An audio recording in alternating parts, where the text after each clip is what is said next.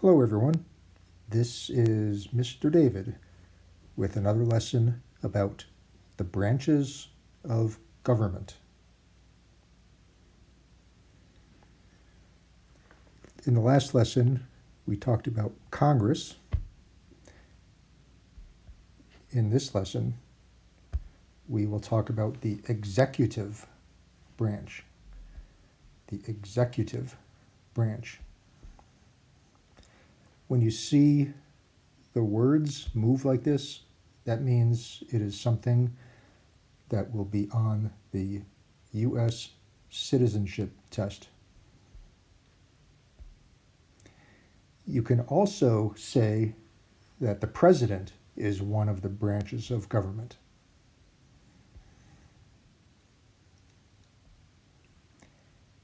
So who is the boss or the leader of the executive branch? That's the president. The word executive comes from the word execute, which means do it. So that is something a boss would say when he wants to make something happen.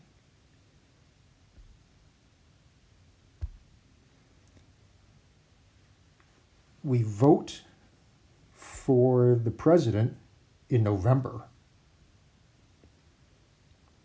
After the vote, the person who wins the election will be president for 4 years. They can try to be the president again, and if they win another vote, they can be president for 4 more years. They can't be president after that. You can only be president 2 times. Why? Well, we don't want the president to get too powerful or too strong. The way we pick the president in the United States is with something called an Electoral College.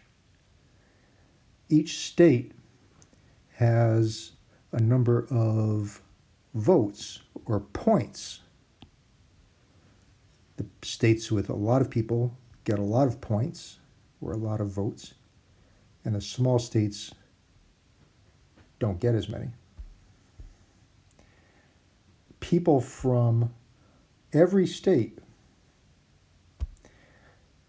come together into the Electoral College, and they pick the president.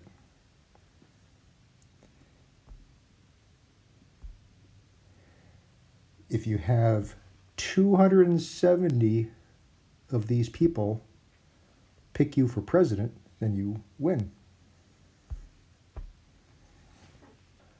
One of the things the president does is help create laws.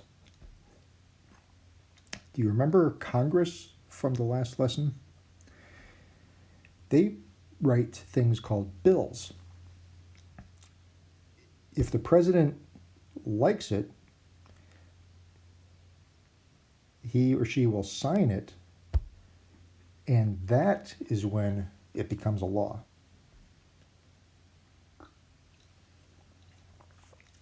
But what if the president doesn't like a bill? There is something called a veto. A veto. That means the president says no, does not sign the bill, and it goes back to Congress. And they try to make a better bill or get a lot of votes that makes the bill even stronger. The president has a lot of helpers to give advice or help make decisions. That's called the cabinet. The cabinet. That's the same word as the place in your kitchen where you put dishes and food. Think about the cabinet as something full of helpers. Two of the people in the cabinet are the Secretary of State and the Secretary of Education. The Secretary of State travels all around the world to other countries and helps with problems between countries. The Secretary of Education helps make the rules for how schools and colleges and universities should work in the United States. The president is also the leader of the military. We say that the president is the commander-in-chief of the military. Commander is another word for boss, and chief means top, or the number one boss. So the president is the commander-in-chief of the military. Another person that is in the cabinet and helps the president is the vice president. Something that is special about the vice president is what happens if the president dies or can't do the job anymore. The vice president becomes the president.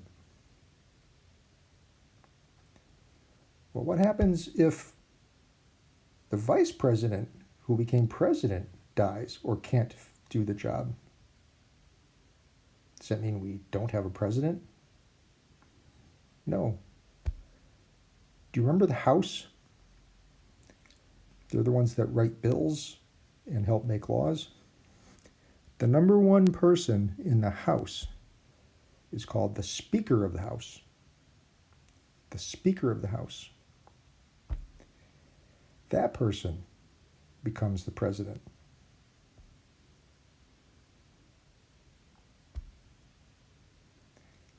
All of these things are explained in the Constitution. The Constitution is like instructions for how the government works.